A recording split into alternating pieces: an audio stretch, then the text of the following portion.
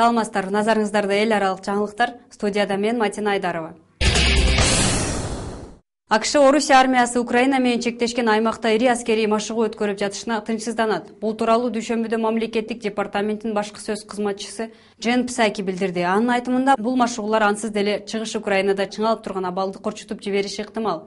Псаки расмий Москванын буга чейинки айткан убадаларын аткарбай жатканы үчүн сындады.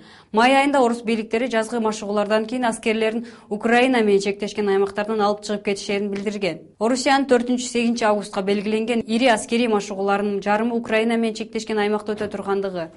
Анда коргоо министрлигинин 100дөн ашык учагы катышаары кечээ кабарланган. Ирак өкмөт башчысы Нури Аль-Малики дүйшөмбүдө өлкө түндүгүндө суннит согушкерлери менен күрөшүп жаткан күрд бийликтерине аскерий көмөк көрсөтүү тууралуу буйрук чыгарды. Күрд автоном районунун жетекчилиги менен Ирак бийлигинин ортосундагы солгун мамилеге карабай, Аль-Маликинин күрдтөргө көмөктөшүү тууралуу билдирүүсү күтүүсүз болду. Күрд бийликтери премьердин бул демилгесине азырынча жооп бере элек. Ирак жана Леванттагы ислам мамлекети кыймылынын согушкерлери өлкөнүн түндүк жана батыш бөлүгүн басып алууну 2 айдан бери улантууда. Аларга каршы аймактагы Күрд автоном районунун бийлиги салгылашуу жүргүзүп жатат. Еврокомиссиянын төрагасы Жан-Клод Юнкер Грецияны экономикалык реформаларын улантууга чакырды. Дүйшөмбү күнү Афинада ал Грациянын премьер-министри Антонис Самарос менен жолугушту. Пресс-конференцияда Юнкер Самарос Грецияны евробиримдикте сактап калуу үчүн арстандай күрөшүп жатканын айтты. Жана да ал кризиске каршы күрөш бүтө элек, биз сабырдуу болуп акча каражаттарын үнөмдөшүбүз керек. Бул түштүк Европага гана эмес, Европадагы өлкөлөрдүн бүт бийликтерине тиешелүү деп айтты өз кебинде. Бул тууралуу аналитик Димитрис Теодорос мындай дейт. Греция эли Юнкерге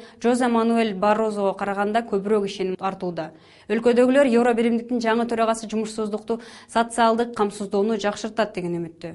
Япониянын борбору Токиодо күндүн катуу ысыгынан 5000 адам дарыгерлерге кайрылган. Бул тууралуу борбордук өрт өчүрүү башкармалыгы маалымдады. Мурдагы жумага караганда жабыр тарткандардын саны 40%га ылдыйлаган. Эске салсак, буга чейин катуу ысыктан 15 киши көз жумуп, 8000 дарыгерлерге кайрылышкан.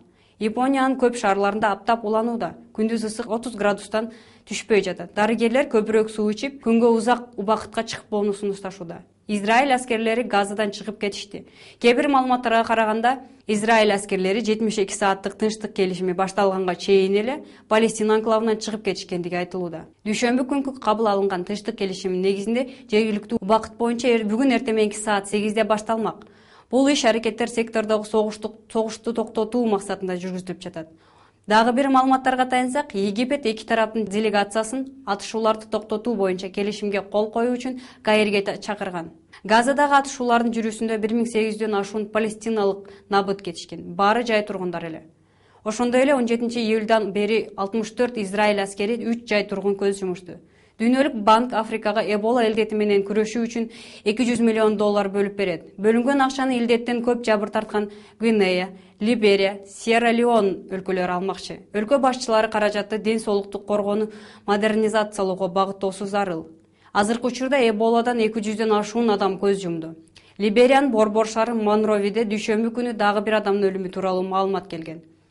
Ал адам жашаган кварталдын жашоочулары нааразычылык акциясын уюштурушту. Алар эмне себептен бийлик бул маселеге көңүл кош мамиле жасоодо деген суроо менен эле.